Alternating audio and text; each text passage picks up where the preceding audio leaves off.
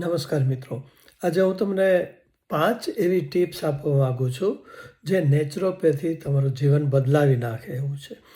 ઘણી વખત આપણે એવું માનીએ છીએ કે નેચરોપેથી એટલે ધૂળ, પાણી, ઢેફા, ગરમ પાણી રેડવું, મીઠાના પાણીમાં બોળો, ઉપવાસ કરો, આ બધું છે. પણ આજે હું તમને એની શ્રેષ્ઠતા સાબિત કરી આપીશ. પહેલો મુદ્દો, દરરોજ સવારે ઈસબગુલની 1 ચમચી ભરીને ખાઈ લ્યો. ઈસબગુલ તમારા પેટને એકદમ સાફ રાખશે, પાચનને એકદમ મજબૂત કરશે અને તમારા જે શરીર માટે જે ખૂબ જરૂરી એવા બેક્ટેરિયા છે એને પોષણ આપશે. બીજો મુદ્દો, રોજ સવારે અડધા લીટર જેટલું ગરમ પાણી ઘૂંટડે પીઓ. ગરમ પાણી પીવાથી તમારું પાચન સુધરશે, તમારા શરીરની અંદરના બધા જ ટોક્સિન એકદમ દૂર થઈ જશે. ત્રીજી વસ્તુ, દરરોજ લેટ્રિન જતાં પહેલાં 10 મિનિટ બંને હાથ જોડીને ઉભળક પગે બેસો. આનાથી તમારું પેટ એકદમ સાફ આવશે અને જે પણ ટોક્સિન પેટમાં છે એ બહુ જ ઇઝીલી બહાર નીકળી જશે.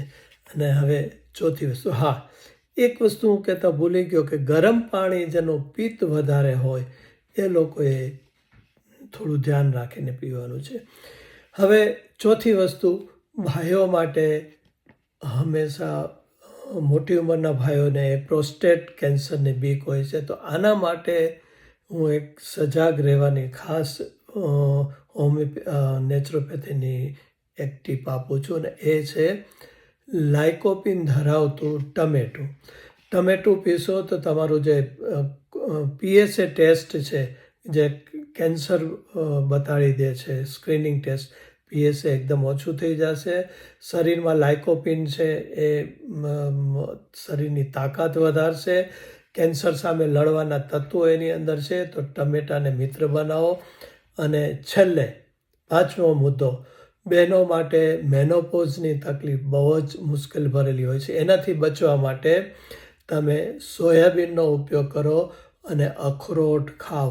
આ બંને વસ્તુ તમારા હાડકાં મજબૂત કરશે, તમારી સ્કિનને એકદમ ટોનઅપ કરશે અને જે હોટ ફ્લેસીસ આવતા હશે એનાથી દૂર થશે અને બહેનો મેનોપોઝની તકલીફથી અચૂક બચી જશે. તો આ 5 વસ્તુઓ હંમેશા યાદ રાખો. નમસ્કાર. Thank you.